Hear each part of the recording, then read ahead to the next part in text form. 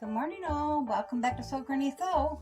I've been trying to think of some different blocks that we could add into our brown quilt we got going on here. Some of the fabric that was in this line, which is not this, but this part, is I believe by Windham Fabric. By a designer named Nancy Gear. I know the designer's right, but I'm not sure if the company is right or not. However, when I was looking for this fabric, I couldn't find any more, and I really wanted to find some more to do like a sashing and a backing for this blanket. So I'm going to keep looking. I haven't looked all that much, but I'm hoping to find some soon. So I decided, because we are getting a little bit lower on the brown, to incorporate some of the greens. Everything that's in the brown we do have in the green as well, and then a couple extra. So we have a little more green than we do brown. And I love the color. It's a sage green, and it's got like a yellowish, tannish almost, and some beige and some darker brown. So it works really well for what we're doing. So to get started today, we're going to do a square on point. So I started off with a 4.5-inch block. And then I just took 2 more 4.5-inch blocks and cut the triangles out of them. So all we're going to do to put a square on point, you just need to add the triangles around it.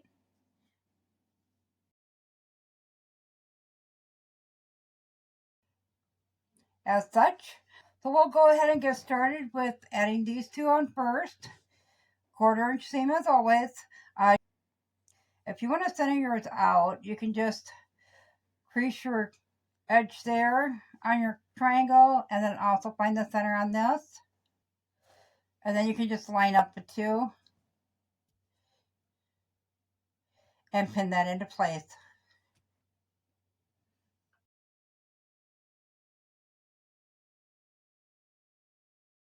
To get it pinned into place, we'll go to the sewing machine, put a 1/4-inch seam in that, open that up, iron it flat, and then we'll add the same way, iron that flat, and then I will meet you back here. So we're going to go ahead and we're going to trim this up, line it up with the edge of our square, and cut those dog ears off. And we'll do the same on the other side. And that'll just give us a nice straight edge to line up our last 2 triangles with.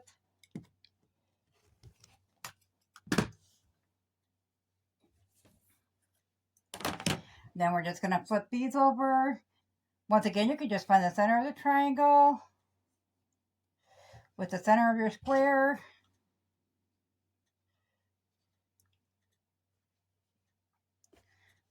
And attach that on there with a pin.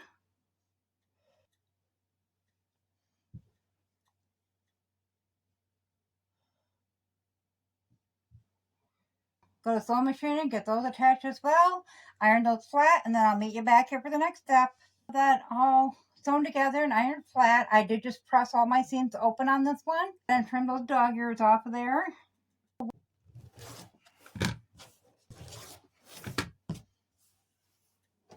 Okay, now that I've got all that trimmed out, we're going to measure that.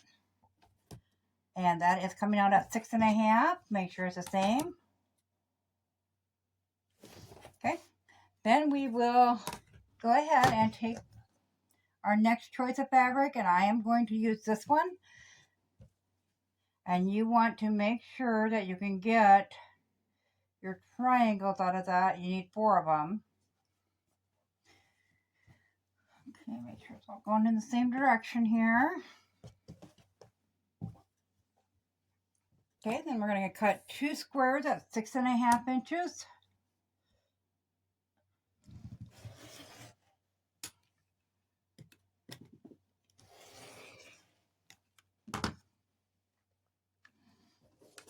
And we'll go ahead and cut that on the diagonal.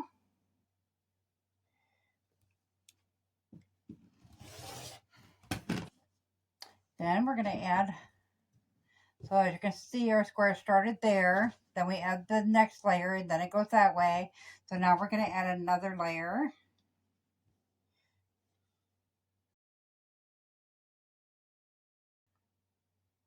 So if you're using directional fabrics, try to get them all kind of going in the same way. It's almost impossible if you don't cut them all out across your fabric or up and down on your fabric. But they all look kind of upright on this. So we're going to go ahead and we're going to attach the two side ones, doing the same exact thing as we did for these. So I'll get that done and I will meet you back here. Those attached and it's nice and iron flat. So we'll go ahead and trim off our dog ears.